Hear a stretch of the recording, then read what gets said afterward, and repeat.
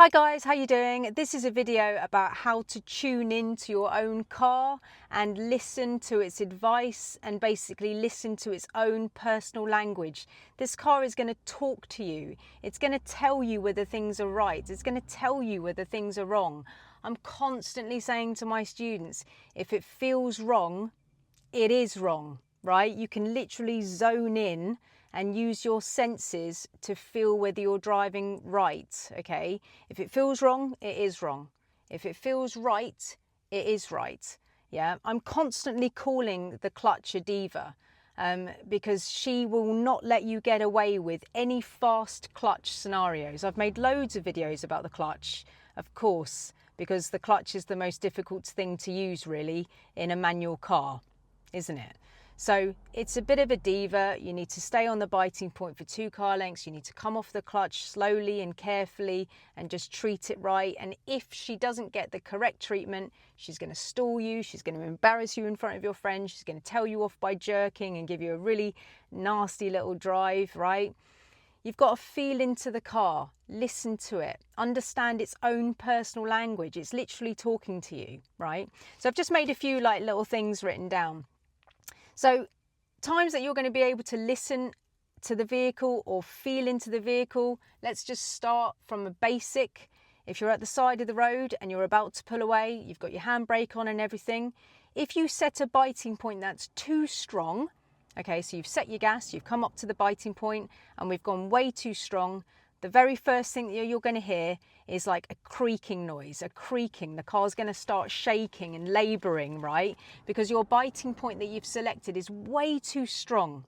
And this creaking noise that you get, like creaking noise, is actually the wheels turning around the handbrake. The handbrake holds the back 2 tyres. If you've got the handbrake on, and you've set a biting point which is way too strong, you're going to have this creaking noise because your wheels are turning around the handbrake that's trying to hold your wheels still at the back of the car.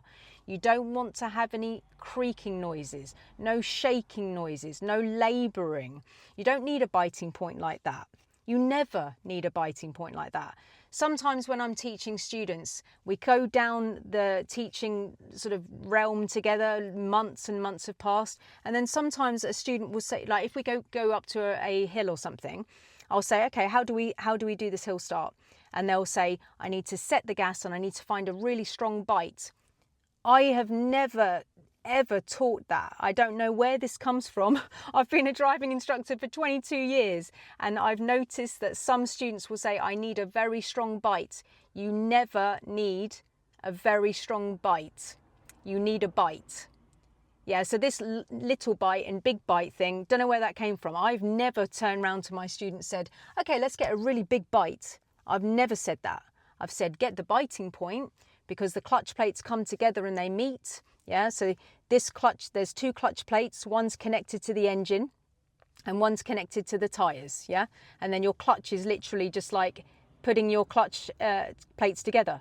So it's engine and tyres connecting. And then when you put the clutch down, disconnecting. And then when you lift the clutch up, connecting, disconnecting, connecting. So you're having a direct link from your engine to your tyres when they're connected, right? That's it. That's all that's going on here. So when they've touched, that's your biting point. You've got the link. So you don't need this really intense bite where everything's shaking and it's like you're going to go. You might even drive with your handbrake on. These modern day cars have got an alarm, yeah? So if you get through the shaking and the creaking and you're actually driving with the handbrake on, which is very bad for the handbrake indeed, right? But if you do that, on these modern day cars, the alarm's going to go off. You've got your handbrake on, which is a minor on your driving test, by the way. You might not fail for that unless it was habitual, right? So the car speaks to you, shaking, creaking, labouring. The car's speaking, don't do this to me, yeah? Listen to its advice, yeah? The car is speaking to you. If you're doing it correctly, the car is going to communicate by not doing anything and everything's going to be smooth and nice and lovely, right? So the car can speak to you if you're in the wrong gear. Now this can be in all sorts of situations, right? Let's just take, I might not even be able to cover them all because I won't be able to think under the pressure of having a camera in my face. But let's just say, you know, you've stopped at a traffic light and you're in the wrong gear. Let's just say you're still in third because you've been driving around and you stop at a light and you just don't change gear, which is an extremely common thing to happen, by the way. Yeah, all learners do that. Which gear do we need? Which gear do we need? Which gear would be better, right? It's constantly what I'm saying. But let's just say you stop, you don't change into first, you're still in third. When you go to pull away, there's going to be a weakness in the car. There's weakness. The car's communicating with you. There's a weakness. Or you're going to get a shaking and a labouring, like, help me, I need more strength. The lower gears have muscles in them. You need to be down in first. Otherwise, the car can't be pushed forward with all its muscles. The higher the gear, the weaker it is. So when you're trying to pull away in these higher gears, by mistake, you're going to feel a weakness. I feel that something's wrong. If it feels wrong, it is wrong. Why does it feel like that? Something's wrong. Clutch down. What's wrong? Yeah, down into first gear to get those muscles back. Gear 1 is like the Diet Coke man, full of muscles. Yeah, it's going to get you going. Gear 6 is like a little old granny at the side of the road with a Zimmer frame, very, very weak. Yeah, so being in the wrong gear, like as an example, pulling away from a light, you're going to feel very weak. Yeah. Roundabouts, hope it doesn't happen to you. It's very common, but at a roundabout, if we've stopped, we've got to get back into first, yeah, because second gear is so mean. If you've stopped at a roundabout in second and you forget, second gear's mean, because you'll probably get into the roundabout and then you'll stall violently inside and then you fail, right? Not great. If you're in the wrong gear, let's just say, and you're turning a corner, let's just say you're in a really high gear for turning left or right, and you're in a really high gear like third, fourth, fifth or sixth, right, and you turn a corner, you're going to be flying around that corner. So the car's going to speak to you and say, I can't, I'm running away, like I'm running. Like there's going to be a feeling of like looseness in the car, like a feeling of floating almost, like a feeling of like just so like fast. The car's communicating with you. Yeah, if it's gone that far, you're going to have to just put in a coast on purpose. You're going to have to go brake on, clutch down. And I understand that's a coast, but it's the lesser of the two evils. If you've lost control going around a corner and you've forgotten to change gear, you're going to have to gain control of that immediately by going brake, clutch down. It's a little bit like walking a dog, yeah, when the human is like being walked by the dog. That human needs to pull back on the lead and go, no, I'm in control. If you're going around a corner and you've lost control, the car's driving you. And we never, ever want to be in that situation where the car is driving us. If you ever feel like the car is driving you, get the brake on, clutch down, yeah, and get that control back. It is really, really important, okay? Yes, it's a coast, but it's the lesser of the two evils, okay? So lifting the clutch too fast is another time that you're going to feel it, right?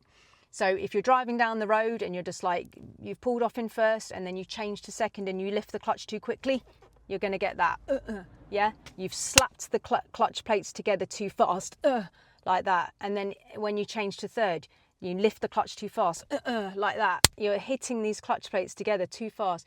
One of my students years ago said it's like a clap of the hands, but you don't want to hear the clap.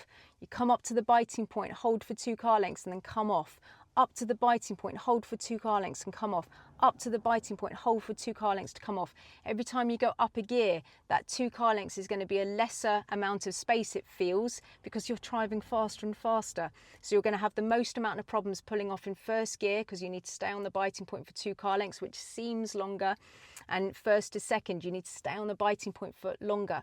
When I went on holiday recently to South Africa, I got a taxi drive there, and every single gear change he changed gear and just lifted the clutch, and it was like, wow, how can a taxi driver drive like this? God, doesn't it annoy him?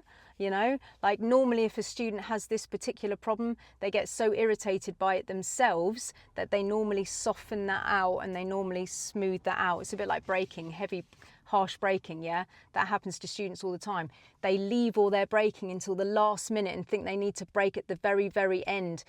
You need your braking to be the heaviest at 3/4 and then soften at the end. So if there's a queue of traffic in front of you, it's braking, heaviest brake at 3/4 before stopping. Yeah, if you could draw it as a box, 3/4 is where your heaviest brake is, and then you lighten it slightly at the end, yeah, so you don't get this, yeah, because the car is speaking to you. Something's wrong. If it feels wrong, it is wrong. If you're lifting the clutch and every gear changes like this, something's wrong. Listen to the voice of the car, listen to the language of the car, listen to the car's special and unique voice. It's telling you that you're doing something wrong, yeah? Try not to just be like, oh, that's weird. You know, listen to the car, it's communicating with you. And I should mention, while we're on gears, you can listen to the sound of the engine to change up gears. You know, when you're first learning with your instructor, you know, you can use 2000 revs if you've got a rev counter as your magical number for changing gear. Use first gear, go to 2000 revs, go to second gear, go to 2000 revs, go to third gear, go to 2000 revs as a basic guide, yeah? But after a while, you're not going to want to look at the rev counter like that. You've got too many other things to look at. So you're going to listen to the noise of the engine. When the engine sounds higher pitched and struggly, need to go to the next gear. We want to catch it before it gets to that high pitched noise. So you're going to listen to the sound of the engine to change up gear. You can do it when you're coming down the speed. If you brake, yeah, you're going to feel into the car. What's the language of the car? If you're braking and then there's like a shaking going on, ooh, we need to lower the gear, yeah, because you've broke a lot. So you're going to have to match the gear to the new speed that you're doing. You can't brake a lot and then expect the car to stay in the same gear that you were in a minute ago. The gear needs to be stronger because the car's now slower and heavier, so you need a stronger gear to return to go faster again. Speed down, gear down. Speed up, gear up, yeah? Just thought I'd make that point. You know, listen to the car, it's communicating with you. Too much gas, you're going to hear too much gas, like, yeah, it's just, you need to soften that. Listen to the cars. It's too much energy. Yeah. Now revving as well. So let's just say you're changing gear. So you go off gas, clutch down, change to second. If your gas pedal is on at this stage, it shouldn't be. You should be coming off the gas and then putting the clutch down. So a gear change is off gas, clutch down, change gear. And then when you come up to the biting point, then you add the gas again. If you don't come off your gas pedal, when you put the clutch down, you're going to hear revving, yeah? The car's communicating with you, something's wrong, yeah? When you change gear, when you add the gas on, you should be seesawing your feet. So you go gas, come up to the bite, and then you seesaw your feet at the halfway point up. So it's off gas, clutch down, change gear, coming up to the bite, holding it on the bite for 2 car lengths and adding that gas and seesawing your feet off. If you add that gas at slightly at the wrong time, you're going to hear the revving. The car's telling you you're still in neutral. We haven't come up to the biting point enough yet. You need to lift the clutch up higher, right?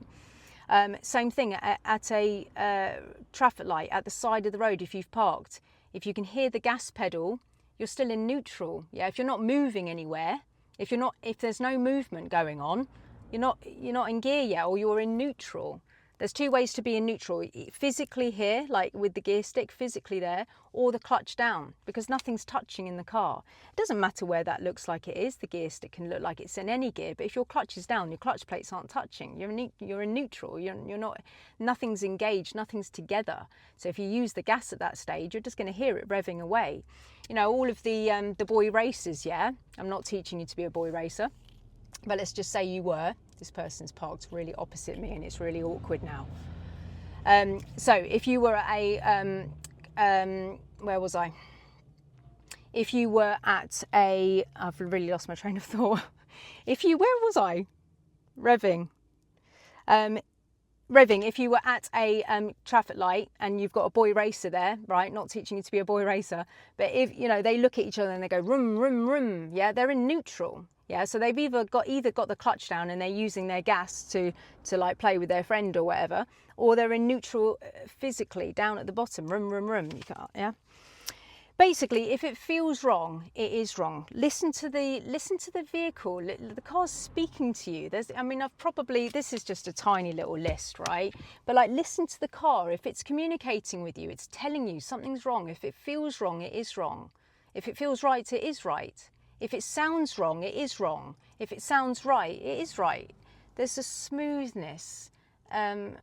It's just so smooth when it's right. It feels right. A lot of the time, if you get your speed correct, yeah, then if the speed is fluctuating as it should and reduced down for hazards, there's this smoothness, this kind of galaxy chocolate kind of like smoothness thing going on. And my God, it feels nice, yeah? I've been a driving instructor for 22 years, but when my students get their speed right for the hazards, I still love it.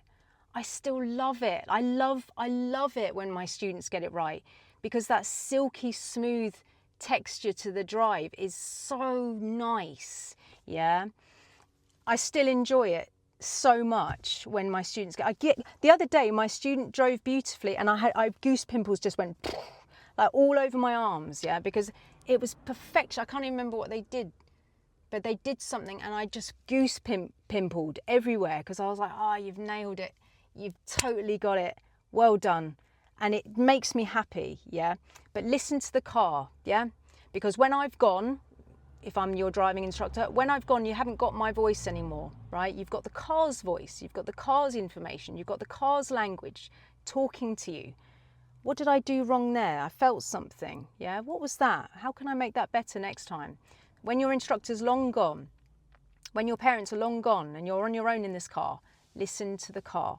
Listen to the car's unique language. It helps so much, guys. All right, so I hope this information helps you today, and I'll see you on the next one.